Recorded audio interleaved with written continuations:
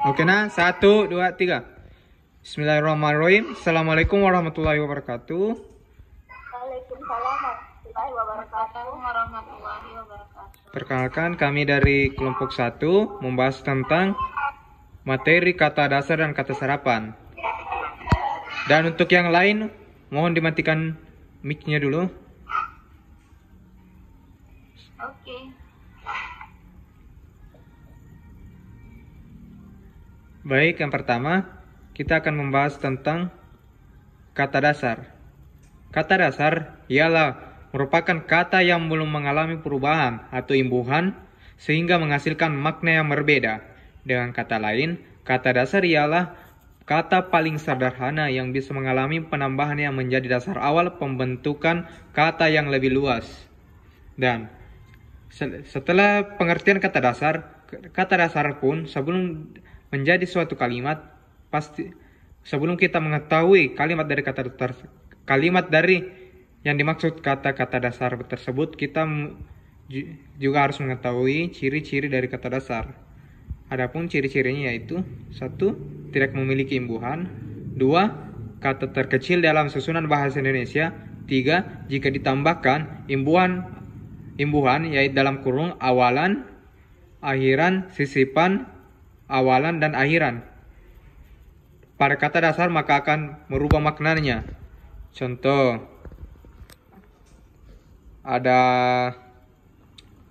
salah satu diantaranya ada minum, ada makan, ada lari, dan ada tidur. Jika digabung, ini ada contoh kalimatnya. Minumlah air dalam gelas itu. Dan untuk selanjutnya, saya persilakan untuk teman kelompok saya, ini Rismawati, untuk menjelaskan tentang contoh-contoh kata dasar dalam kalimat.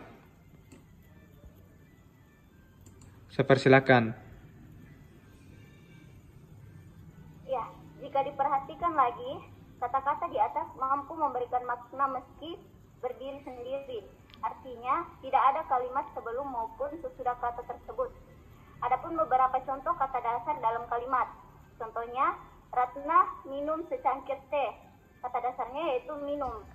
Kemudian Delia makan roti bakar. Kata dasarnya yaitu makan, dan seterusnya.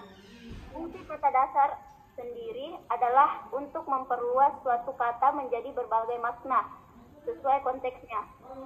Sebagai contoh, kata dasar lari. Jika ditambahkan imbuhan, maka terjadi awalan berlari dan akhiran larilah. Dan mungkin kemudian ditambahkan awalan dan akhiran, maka berlari. Oke, mungkin ini ada beberapa contoh, dan selanjutnya kita akan membagi untuk kata serapan. Dan untuk presentasi selanjutnya kami berikan kepada Nur Rahma, teman kami Nur Rahma.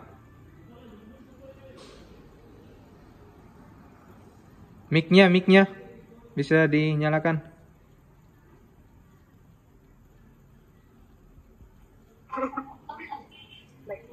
Jadi pengertian dan penjelasan kata serapan.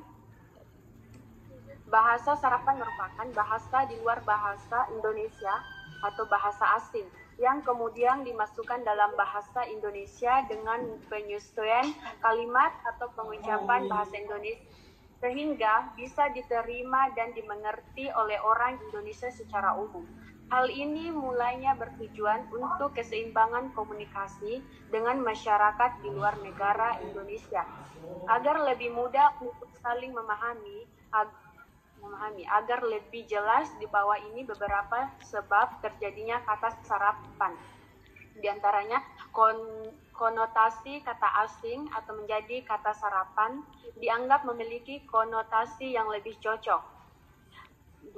Agar mudah dipahami secara internasional untuk kepentingan negara maupun lainnya.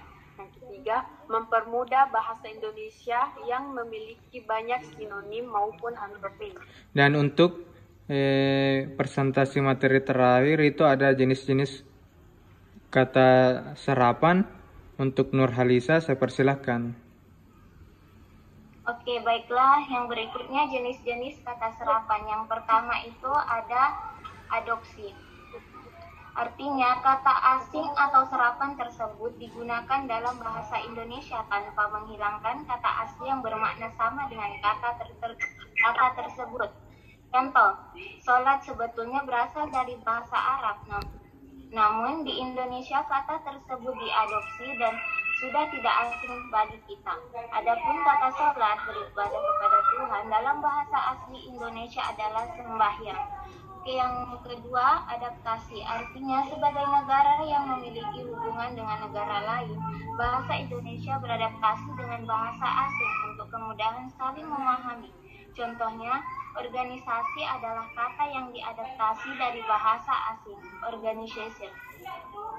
Yang ketiga, terjemahan. Artinya, ketika bahasa Indonesia menggunakan konsep yang terkandung dalam kata asing, contoh, uji kata merupakan terjemahan dari tryout yang merupakan bahasa asing. Dan sekian presentasi dari materi kami. Mungkin untuk pertanyaan kami persilakan akan kami share di YouTube, dan insya Allah kami akan share di Simak, atau kalau kami tidak share di YouTube mungkin kita akan share di Simak. Lebih dan kurangnya mohon dimaafkan. Sekian presentasi kami. Wabillahi taufiq wal hidayah. Wassalamualaikum warahmatullahi wabarakatuh. Terima kasih.